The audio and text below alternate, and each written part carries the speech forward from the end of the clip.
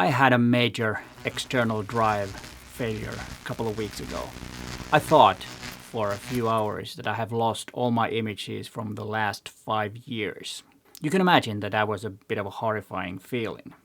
Hi, it's Peter here, and let's get right into the business. And if you've had any of this type of problems, I hope and wish this video helps you to recover your images that might have been lost in the broken hard drives. The failure. What actually happened was that I had all my photographs from, let's say, like past 24 years on this ride drive thing from LaCie. And one day it just didn't work.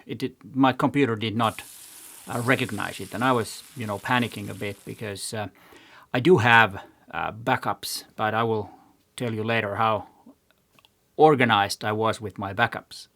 The thing was that it was not mounting on my computer, but then I was able to see it with the disk utility and got some error messages, and then with the help of ChatGPT, I was able to copy the error messages that terminal software or terminal thing in my Mac computer gave me, and with the help of ChatGPT, I was able to mount them with some, writing the scripts that it was telling me. And without that, I would have been totally lost because I know nothing about that stuff, so it was a lifesaver. ChatGPT told me that test a software called Disk Drill. And of course, I've never heard of the software. I did some research online via Google and other search engines and found out that it was a legit thing. So I downloaded it and bought the software, and voila, I was able to recover all my photographs. It wasn't a problem that I did not have backups, but the last 5 years was on this ride. The physical drives, they were, I think, totally okay, but the problem was with the right software or something like that, because that was probably the problem. I'm not really sure, but I think that's what it was. Luckily, I got to recover everything. And all the other photographs from 20 years back, I did have backups. But the problem was that all the backups were on different hard drives. 1 month on that drive and a couple of years on that drive, and I didn't really know where they were. I know, not very professional, and I've learned my lesson. And what it actually happened after that, when I was recovering those, of course I needed a new hard drive. So I got Seagate One Touch Hub 10 terabyte drives, and I got 2 of them. This time I've also labeled them, so if something happens, I know what these drives are. And I also labeled the other drives, which was, going files back and forth. So it took some time and of course money, which could have been spent differently, the money and the time, but that's what it was. So what about you? Have you ever experienced anything like this? I hope not, because it's a horrifying feeling when you think you're losing a lot of your work. And by the way, this video is not sponsored by anybody. I just mentioned these softwares, and I will mention a couple of other softwares too in the end of this video when I talk about how is the state now that how do I handle my digital asset management now that I'm a bit more wiser and learned my lesson. And as you know, there are 2 types of hard drives, the ones that are broken and the other ones that are not yet broken. So always make backups of your valuable work. So what next? How do I manage my photographs now? As I said, I got 2 of these 10 terabyte drives where I have all the images I've recovered and collected from other hard drive corners, so that they're all on this main drive that is labeled photographs, and then I have the other one that is labeled backups. I also have a software called ChronoSync, that is. I had to check because I don't remember. I just got it a few weeks ago. And what it does, it will sync these 2 hard drives so that if anything is added to this one, which is the main storage for my photographs, it will sync them on this other one. And that will happen every day at 9 p.m.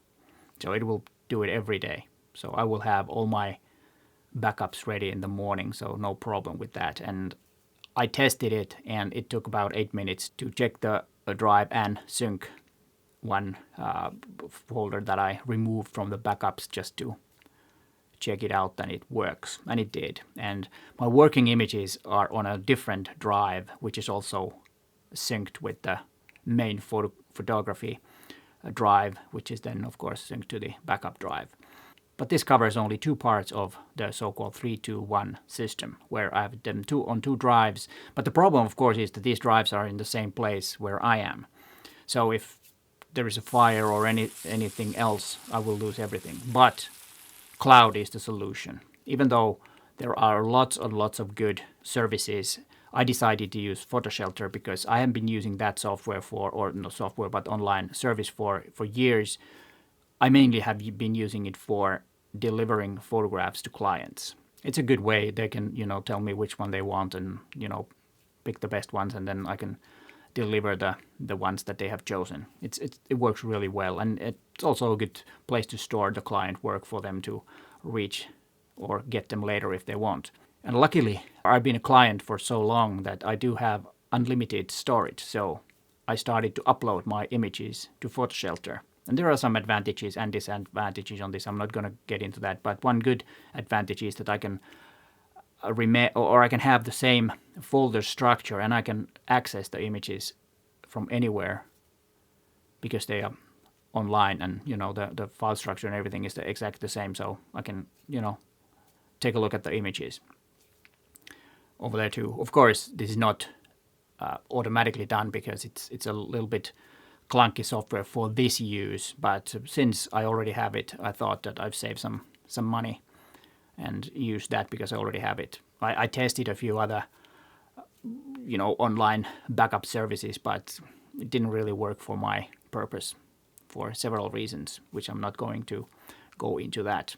So now I'm covered, and as I said, I learned my lesson, and was very, very scary moment that I had after realizing that the drive doesn't work anymore. Let's continue with the third thing that is now going to happen, is that I'm gonna also refresh and redo my Lightroom catalogs, because that's also been I've had all the photographs there, but the keywording and everything hasn't been really done properly. I've used Exciter search and Exciter photo, and that works part of it, but then I have also had to add some keywords because it doesn't recognize everything. It's not perfect, and I've been doing that too, so that takes some time. But once I've done it, I will be all covered, and all my photographs from my 25 years of using digital cameras will be cataloged and keyworded. Yeah, you can imagine that takes a little time.